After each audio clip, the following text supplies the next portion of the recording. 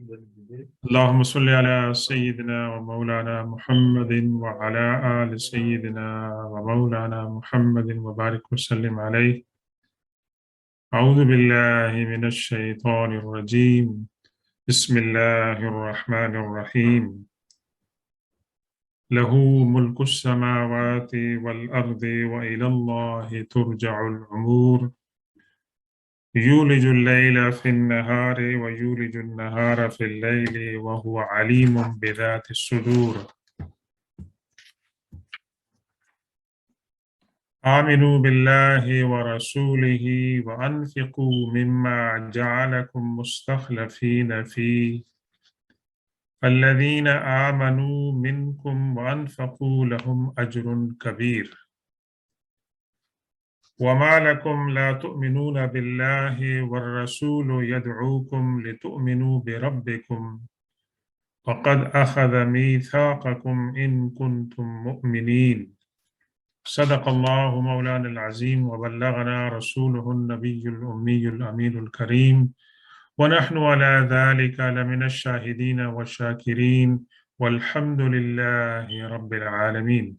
السلام علیکم ورحمۃ اللہ تعالی وبرکاتہ۔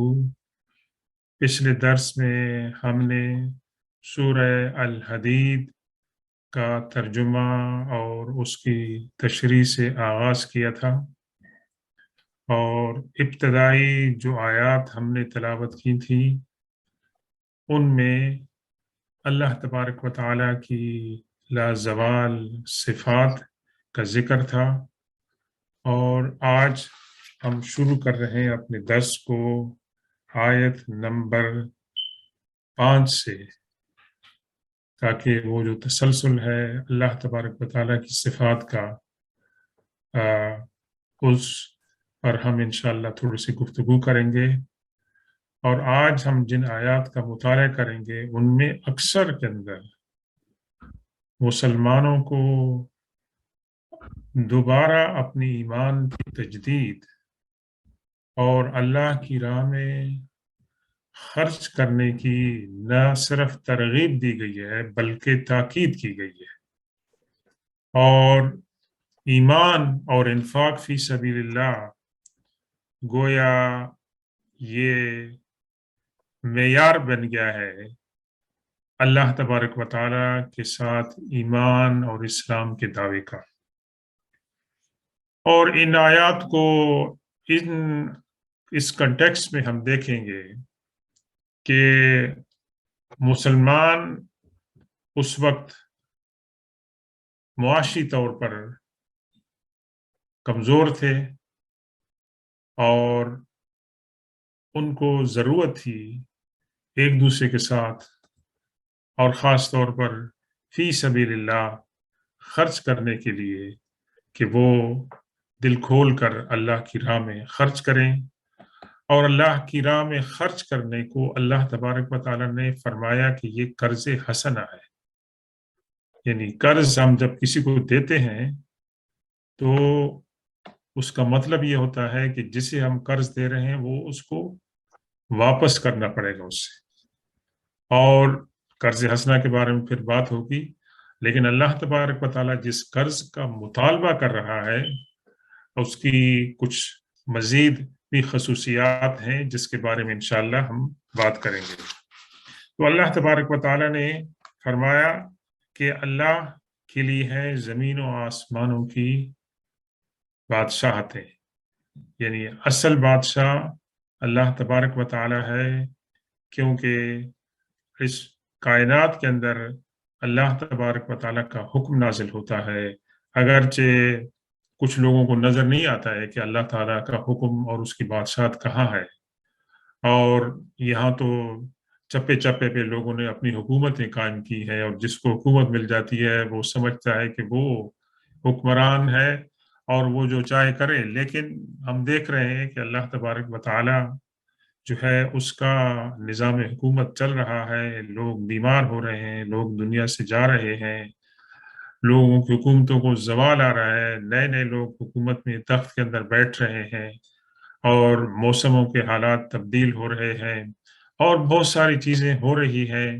जिसके पीछे अगर ईमान की नज़र से देखा जाए तो अल्लाह तबारक व तआला की कुदरत है, और अल्लाह तबारक व तआला की कुदरत के बगैर कोई चीज़ जो है ना वो नहीं चल सकती। इसलिए जब मुसलमान इस आयत की तिलावत करता है और सुनता है, लहू मुल्कुस समावाति वल अर्दे, कि अल्लाह तबारक व तआला ही के लिए है ज़मीनों और आसमानों की हुकूमत, तो वो उसको यकीन होता है कि अल्लाह तबारक व तआला ने जो फरमाया वो सही है।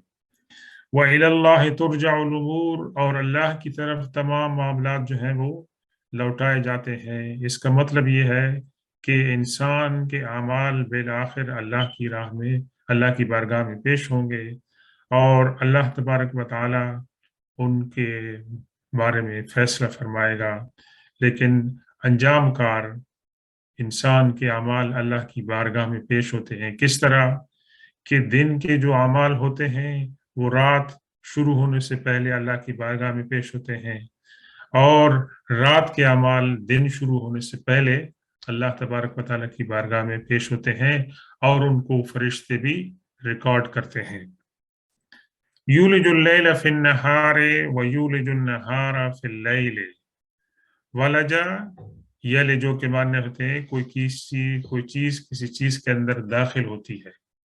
अल्लाह तबारक व तआला दाखिल फरमाता है रात को दिन के अंदर, और दिन को रात के अंदर दाखिल फरमाता है। अब जब रात आती है तो वो अचानक नहीं आती, इसी तरह जब दिन आता है तो वो अचानक नहीं आता है।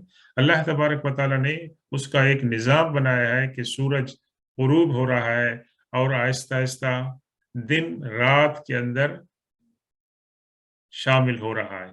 इसी तरीके से सुबह सूरज तुलू होता है तो उसके तुलू होने में थोड़ी देर लगती है जब तक कि पूरा दिन चढ़ता है। तो ये एक प्रोसेस है कि अब रात जो है वो ज़ाइल हो रही है और दिन आ रहा है, और दिन ऐसे चढ़ जाता है कि ये नहीं लगता कि अब इसके ऊपर रात आएगी, लेकिन उसके ऊपर रात आ जाती है। तो ये इसके अंदर बहुत से दर्स हैं, बहुत से अस्बाक हैं, इबरतें हैं कि इस दुनिया के अंदर लोग और बड़ी चीजें जो है ना उरूज पर होती हैं, लेकिन उनको एक दिन जो है वो जवाल आएगा और कोई चीज दायमी नहीं है।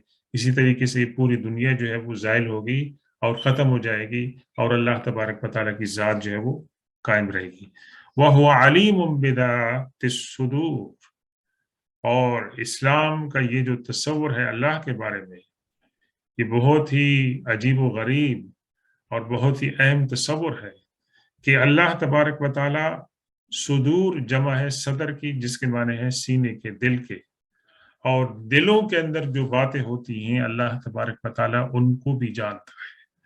ये कहना आसान है, लेकिन इसके ऊपर गौर किया जाए कि दुनिया के करोड़ हैं, करोड़ों से करोड़ों इंसान हैं, ट्रिलियन से भी ज्यादा हैं, उन तमाम के दिलों की हरकत, दिलों की सरगोशियां, दिलों के ख्यालात, तफक्कुरात, वो तमाम के तमाम अल्लाह के सामने, अल्लाह से मख्फी नहीं है। और हम एक दूसरे से अपनी बातें छुपाते हैं अपने दिलों के अंदर। अल्लाह ने हमें ये सलाहियत दी है कि हम सारी बातें लोगों के सामने जाहिर नहीं करते, कुछ बातें अपने दिलों में छुपाते हैं, लेकिन वो बातें अल्लाह से छुपी हुई नहीं है। ये अल्लाह की अपनी हिकमत है कि वो बातें मखलूक के सामने जाहिर नहीं हो रही हैं जो हमारे दिलों के अंदर छुपी हुई है। अल्लाह तबारक व तआला ने उसके ऊपर एक पर्दा रखा हुआ है। ये भी दिल की एक मतलब है कि एडिशनल क्वालिटी है कि दिल के अंदर, दिल जो है वो तो इंसान की जान है, और इंसान का दिल ना हो तो इंसान की जान चली जाए। लेकिन ये दिल के कितने फंक्शंस हैं, उसमें से एक फंक्शन ये है। और अल्लाह जो खालिक है वो अपनी मखलूक के आमाल से नाउज़ुबिल्लाह गाफिल नहीं है, बल्कि वो उनको जानता है।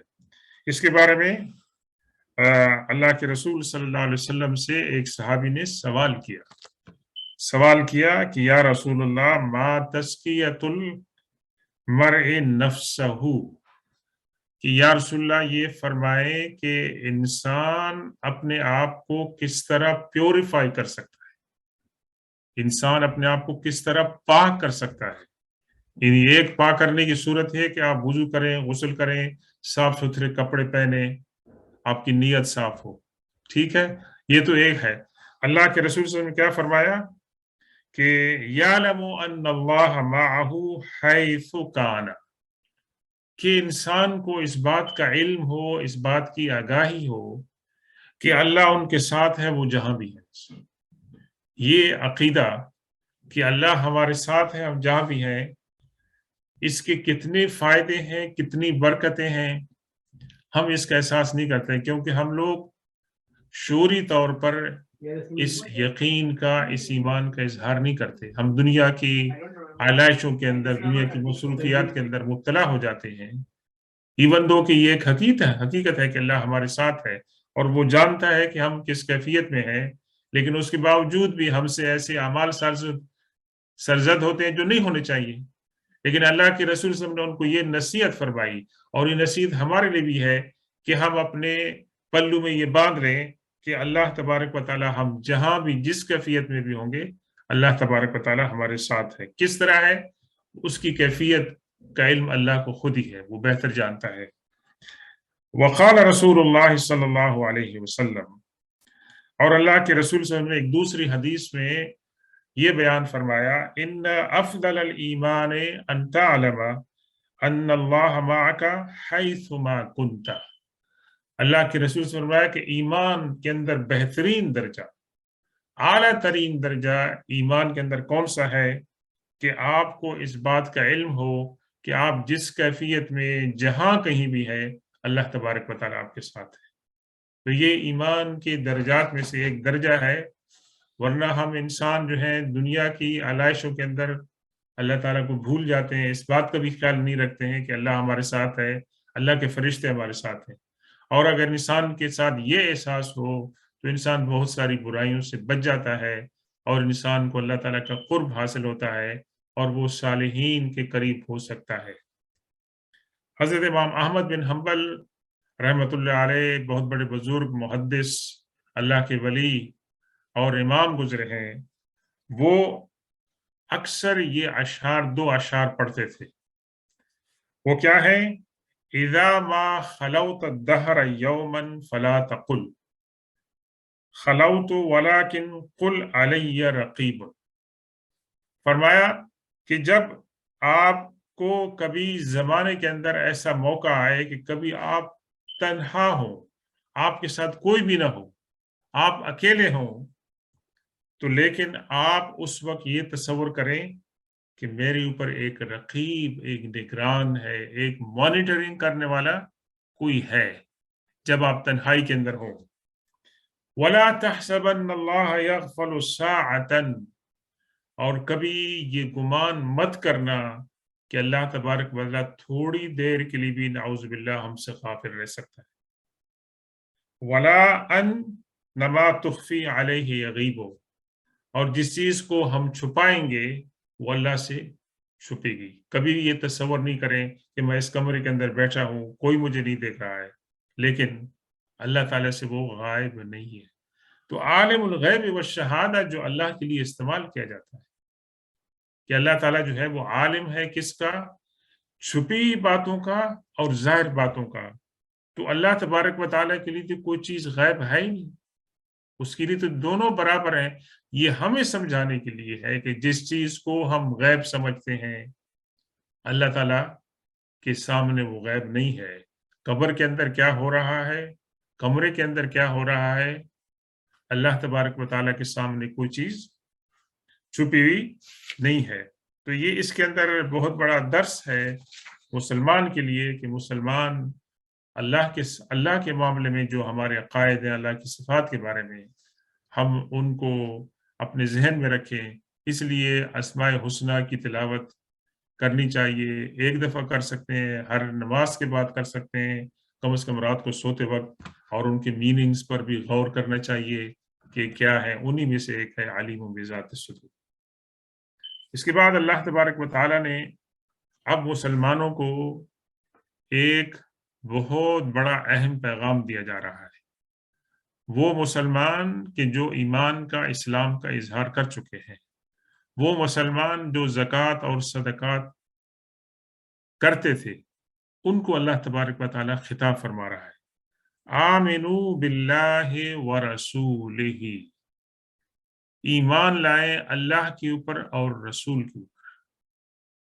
تو گویا یہ خطاب تو صحابہ کرام سے ہے، وہ تو مسلمان تھے اور بہترین مسلمان تھے، امت کے اندر بہترین مسلمان تھے۔ ان کو اللہ تعالیٰ خطاب فرما رہا ہے کہ ایمان لائیں اللہ پر اور رسول کے اوپر۔ تو یہ خطاب ہمارے لیے بھی ہے، ایون دو کہ ہم دعویٰ کرتے ہیں کہ ہم ایمان رکھتے ہیں، لیکن یہ ہم نے دیکھنا ہے کہ ہمارا ایمان کس پیمانے کا ہے، کس معیار کا ہے۔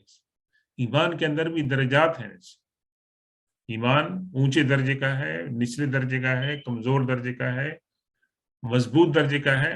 اللہ تبارک و تعالیٰ ان کو کیوں یہ فرما رہے ہیں کہ آپ ایمان لائیں اور وَأَنفِقُوا مِمَّا جَعَلَكُمْ مُسْتَخْلَفِينَ فِيهِ، اور آپ خرچ کریں اللہ کی راہ میں اس مال کو جس کو اللہ تعالیٰ نے آپ کو اس کے اوپر نگران بنایا ہے، آپ کو نائب بنایا، آپ کو خلیفہ بنایا ہے۔ اس سے مراد یہ ہے کہ ہمارے پاس جو مال ہے، ہم اس مال کے اصل مالک نہیں ہیں، بلکہ ہم نیابت کر رہے ہیں، ہم خلیفہ ہیں اس کے اوپر۔ اور یہ آیات جو نازل ہوئی ہیں، ان کے بارے میں کہا جاتا ہے مفسرین کی رائے میں کہ یہ خاص طور پر حضور پاک صلی اللہ علیہ وسلم نے جو ایکسپیڈیشن کی تھی، جو فوجی مہم آپ نے روانہ کی تھی تبوک کے لیے، یعنی تبوک وہ جگہ ہے کہ جہاں پر آپ مسلمانوں کو لے گئے تھے، 30,000 صحابہ کرام کا لشکر آپ نے تیار فرمایا تھا، اور سخت گرمی کے دن تھے۔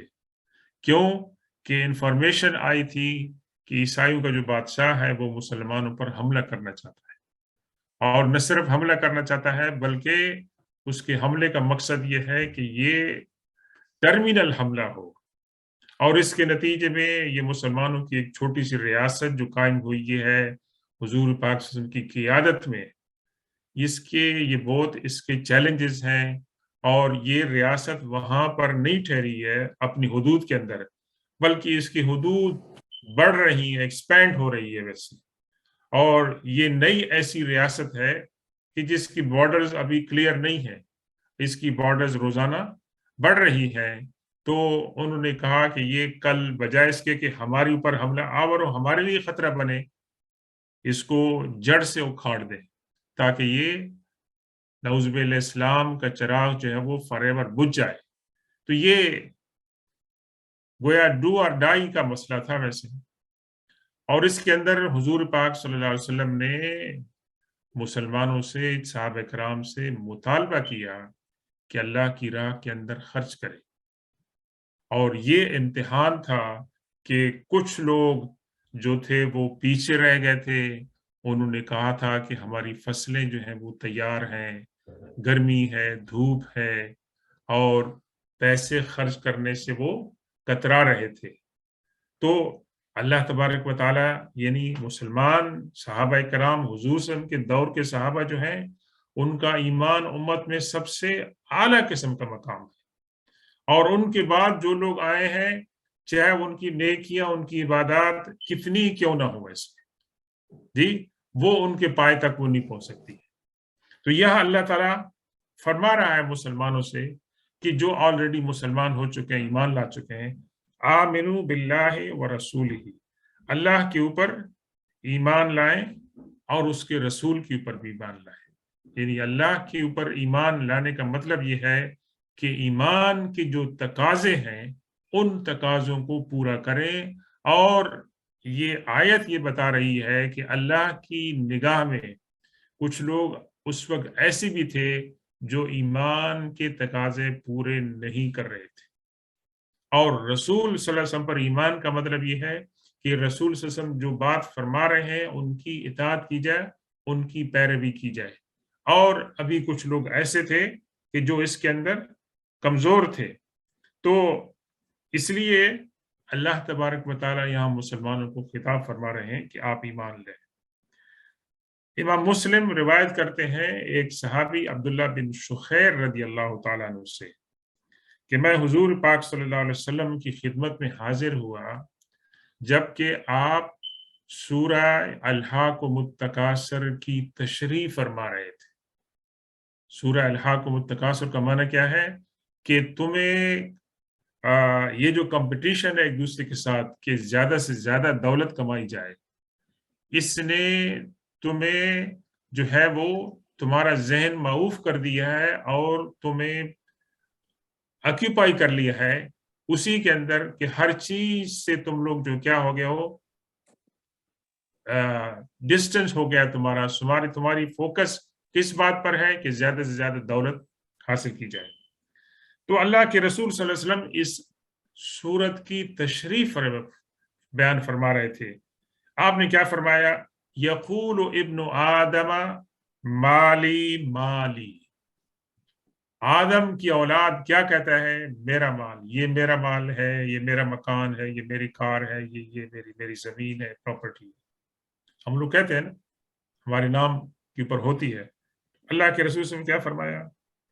وَهَلْ لَكَ مِن مَالِكَ إِلَّا مَا أَكَلْتَ فَأَفْنَيْتَ۔ اللہ کے رسول فرمایا کہ تمہارا مال تو وہ ہے کہ جو تم نے اس سے کھانا خریدا اور وہ کھانا تم نے کھایا تو وہ مال چلا گیا، یہ تمہارا مال ہے۔ او لبست فابلیت، یا تم نے کپڑا پہنا ہے اور وہ کپڑا جو ہے بوسیدہ ہو گیا ہے، اس کو پھینک دیا، آپ نے اس پر مال خرچ کیا۔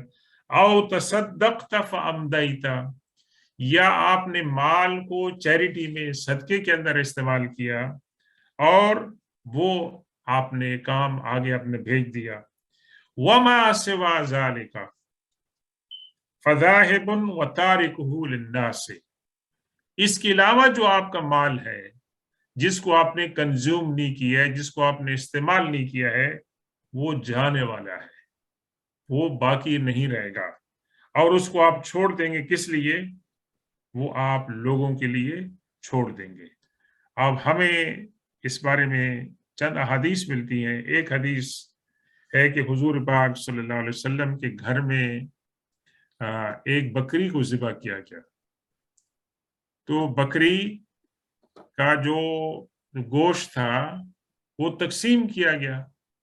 تو حضور پاک صلی اللہ علیہ وسلم جب واپس تشریف لائے گھر تو آپ نے پوچھا، حضرت عائشہ فرماتی ہیں کہ اس گوشت میں سے کچھ بچا ہے؟ تو حضرت عائشہ صدیقہ رضی اللہ تعالیٰ نے فرمایا کہ اس میں سے ایک شولڈر بچا ہوا ہے۔ تو اللہ کے رسول صلی اللہ علیہ وسلم نے کیا فرمایا کہ اصل تو وہ ہوا ہے جو لوگ لے گئے ہیں، جو انسانوں پر خرچ ہو گیا ہے، وہ اصل میں استعمال ہوا ہے، جس کو ہم یعنی جس میں حضرت عائشہ فرماتی ہیں کہ شولڈر بچا ہے، تو حضور سے فرمایا کہ نہیں، جو لوگوں کو دیا جا چکا ہے وہ بچا ہے ویسے، اس لیے کہ وہ لوگوں کے کام آئے گا۔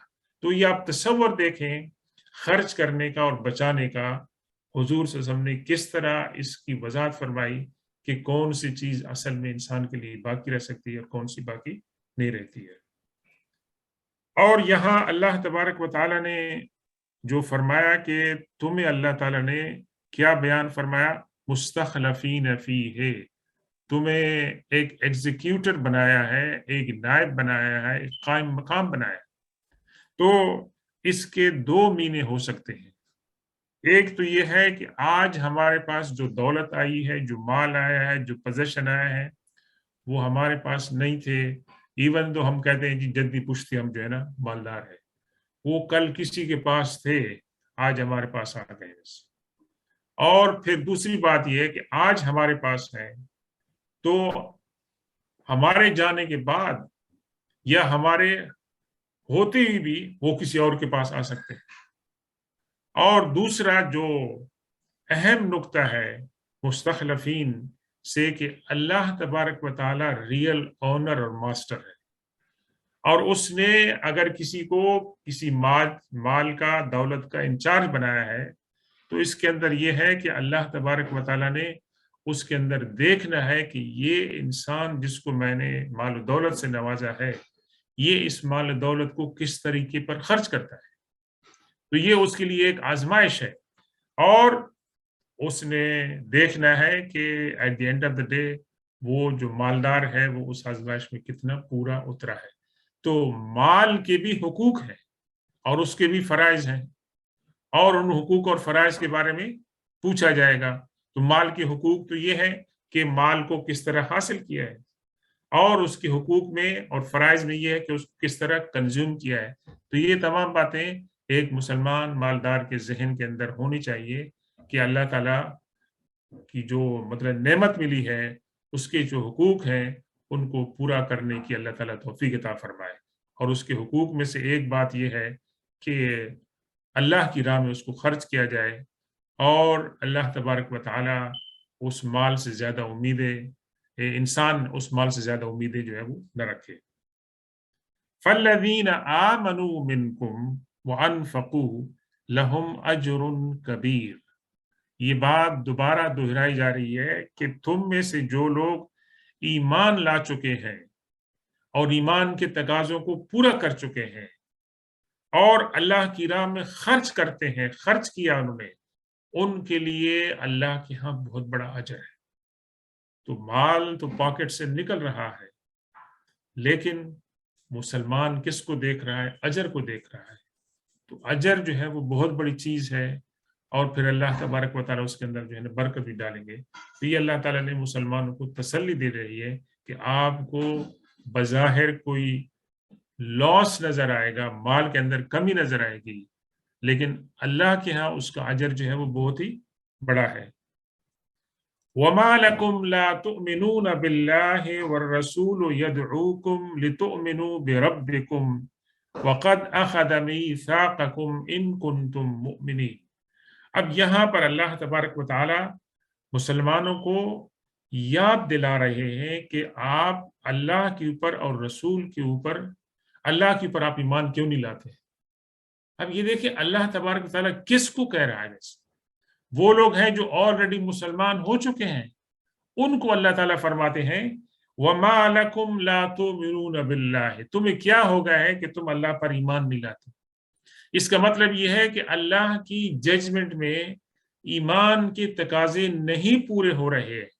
اور آپ یہ دیکھیں یہ خطاب کس کو ہے؟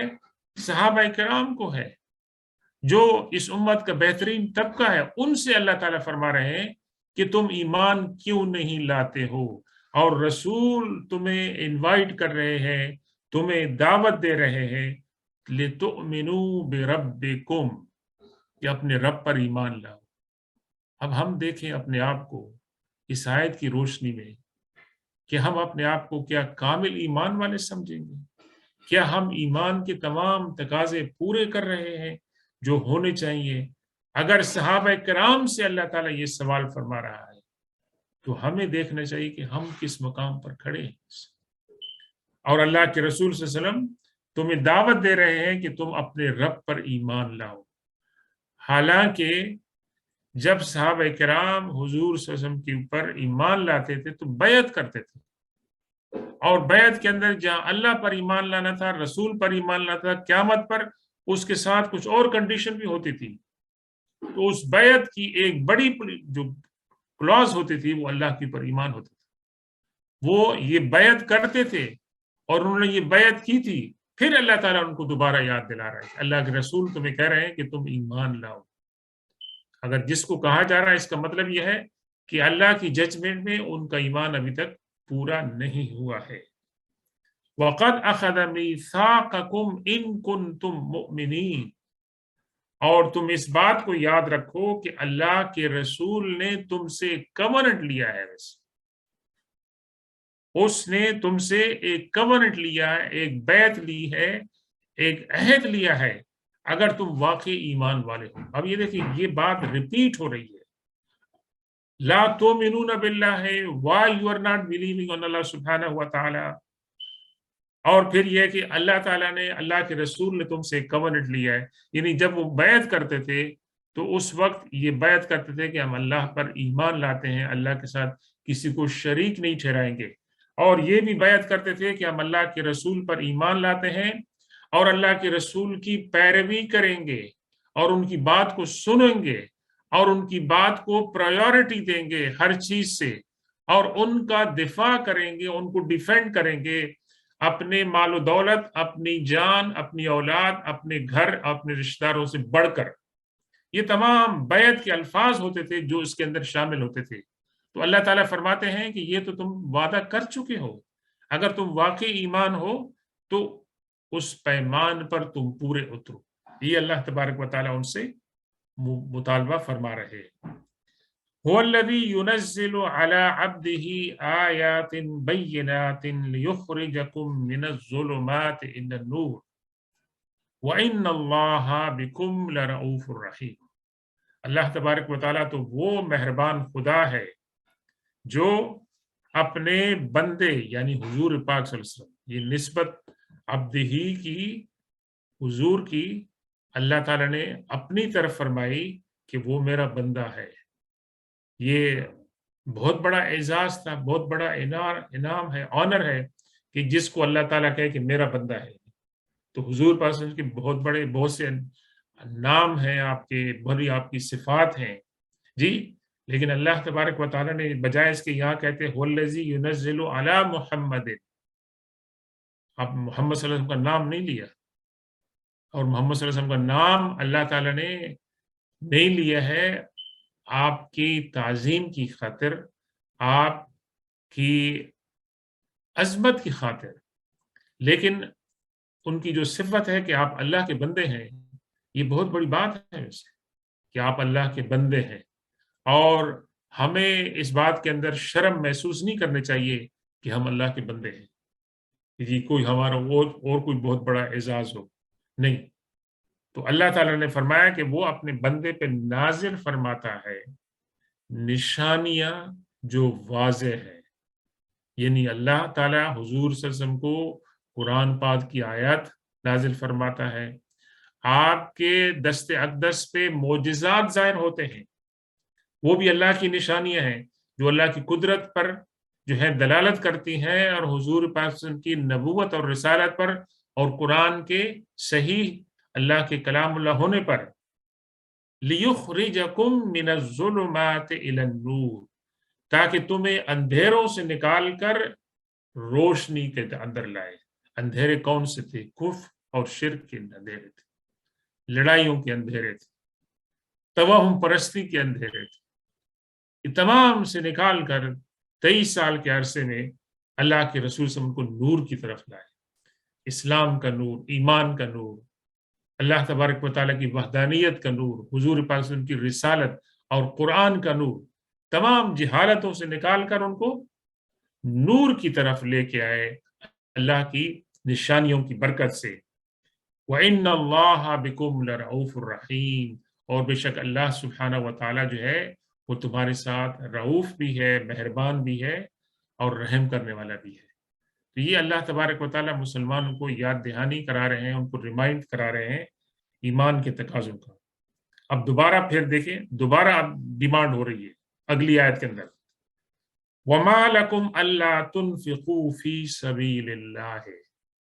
اور تمہیں کیا ہو گیا ہے، تمہارے پاس کون سی وجہ ہے، کون سا ایکسکیوز ہے، کون سا ریزن ہے that you do not spend in the way of Allah سبحانہ و تعالیٰ. کیوں تم اللہ کی راہ کے اندر خرچ نہیں کرتے؟ وجہ کیا ہے؟ وَلِلَّهِ مِيرَاثُ السَّمَاوَاتِ وَالْأَرْضِ. زمین اور آسمان کی جو میراث ہے وہ سب اللہ کے لیے. اصل میں اللہ تبارک و تعالیٰ مالک ہے. کل شیء خالق الا وجہہ، کہ ہر چیز نے فنا ہونا ہے اور وہ تمام کی تمام چیزیں بیلونگ کریں گی، انہیریٹنس ہوگا، میراث ہوگی اللہ تبارک و تعالیٰ کی. یہاں مسلمانوں کو اللہ تبارک و تعالیٰ صحابہ کرام سے خطاب فرما رہا ہے کہ تم اللہ کی راہ میں کیوں خرچ نہیں کر رہے ہو.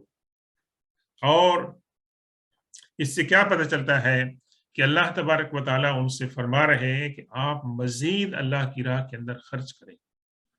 اور آپ یہ دیکھیں کہ یہ مسلمانوں کا جو ایک دعویٰ تھا کہ ہم ایمان رکھتے ہیں، نماز پڑھتے ہیں، روزہ رکھتے ہیں، حج کرتے ہیں، زکوٰۃ دیتے ہیں، یہ دعوے کافی نہیں تھے۔ اللہ تبارک و تعالیٰ ان سے مزید مطالبے فرما رہا ہے، اور ایون دو کہ تمام مسلمان جو تھے وہ مالدار بھی نہیں تھے، لیکن پھر بھی جو جس کی حیثیت تھی اس کے اندر ان کو کہا جا رہا ہے کہ وہ اللہ کی راہ میں خرچ کریں۔ اسی سے ہمارے فقہا نے یہ نتیجہ کیا ہے کہ اگر مسلمان حکومت کو ضرورت پڑے تو مسلمان حکومت زکوٰۃ اور فطرہ اور صدقات کے علاوہ بھی ایسے ٹیکسز لگا سکتی ہے ضرورت کے تحت کہ جس کو حکومت کو اور مسلمان امت اور معاشرے کو ضرورت ہے۔ کہ آپ کہیں گے جی میں نے تو زکوٰۃ دے دی ہے، فطرانہ ادا کر دیا، آپ مجھ سے کیوں مانگ رہے ہیں ویسے؟ نہیں، اس حکومت کو جو ہے نا اس کی ضرورت ہے تو وہ آپ سے مطالبہ کرتی ہے، جس طرح ہماری آج کل کی حکومتیں کر رہی ہیں، کتنے ٹیکسز لگا رہی ہیں کہ ان کی ججمنٹ میں اسٹیٹ کے لیے مزید ٹیکسز کی ضرورت ہے، وہ ٹیکسز لگا رہی ہیں ویسے۔ اس لیے مسلمانوں کو بھی اگر اسلامی حکومت ان سے مطالبہ کرے تو انہیں اس کے اندر ہاتھ نہیں کھینچنا چاہیے۔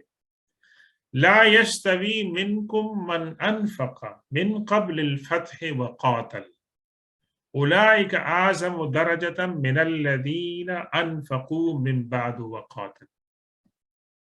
اب یہ آیت بتا رہی، آیت کا یہ حصہ بتا رہا ہے کہ فتح، یہاں لفظ فتح استعمال ہوا ہے، من قبل فتح، اس کے دو میننگ لی گئے ہیں۔ ایک تو فتح مکہ کہ حضور پاک صلی اللہ علیہ وسلم تشریف لائے مکہ میں اور پیسفلی مکہ وداؤٹ بلڈ شیڈ کنکر ہو گیا، ایک تو یہ ہے۔ لیکن فتح مکہ سے کچھ عرصہ پہلے ایک بہت بڑا ہسٹورک ایونٹ اور ٹریٹی ہوئی، اور وہ تھی صلح حدیبیہ۔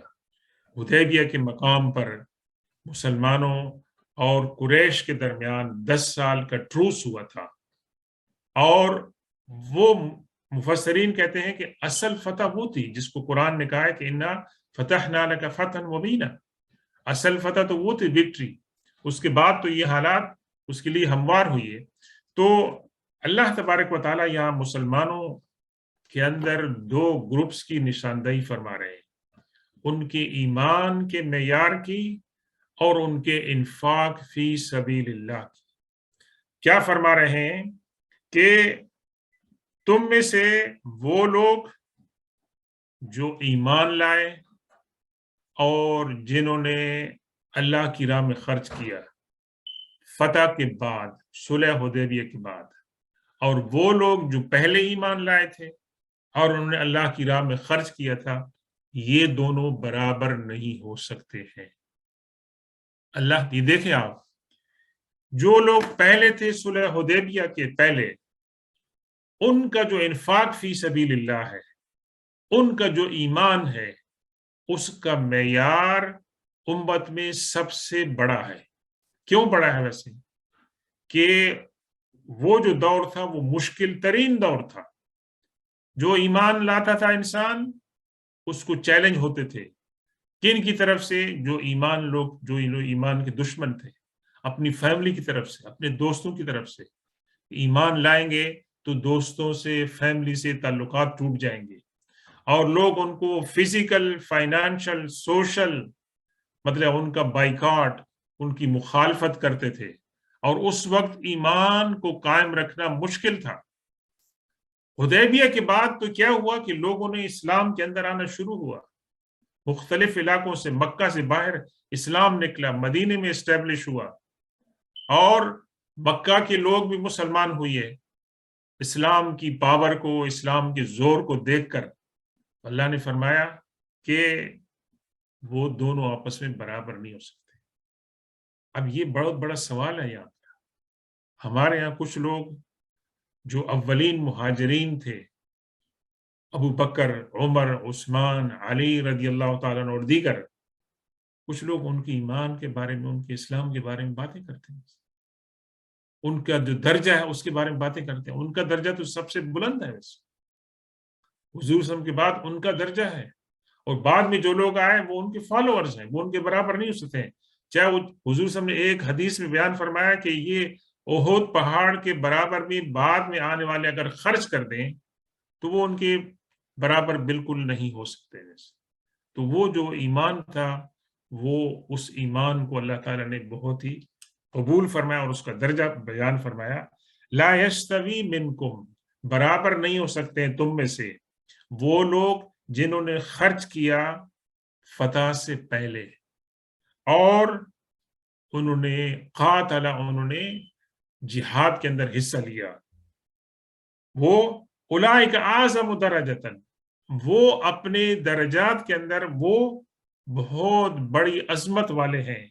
من الذین انفقوا من بعد وقاتلوا، ان لوگوں سے جنہوں نے خرچ کیا اور جہاد کے اندر حصہ لیا. وَكُلًّا وَعَدَ اللَّهُ الْحُسْنَى، اللہ تبارک و تعالیٰ یہاں تسلی دے رہے ہیں کہ جو بات کے اندر لوگ آئے، انہوں نے خرچ کیا، جہاد کے اندر انہوں نے شرکت کی، ان کے اعمال ضائع نہیں جائیں گے. ان کو بھی اللہ تعالیٰ نے وعد اللہ الحسنى، اچھے اجر کا جو ہے وعدہ فرمایا، ان کو بھی اجر ملے گا. اور لیکن ان کا جو درجہ ہے، جنہوں نے پہلے فتح سے پہلے انہوں نے ایمان لائے، انہوں نے جہاد کیا، خرچ کیا، چاہے انہوں نے 5 پاؤنڈ خرچ کی اور بعد والوں نے 100 پاؤنڈ خرچ کی ہو، لیکن اس کی ویلیو زیادہ ہے کیونکہ وہ بہت کٹھن دور تھا. اس وقت سپورٹ کی ضرورت تھی، ہر قسم کے سپورٹ کی، اور انہوں نے اس وقت انہوں نے قربانی دی، جان کی قربانی بھی دی، مال کی قربانی بھی دی. تو اللہ تبارک و تعالیٰ کے ہاں ان کا مقام جو ہے وہ بڑا ہے، یعنی اللہ کے ہاں انصاف ہے.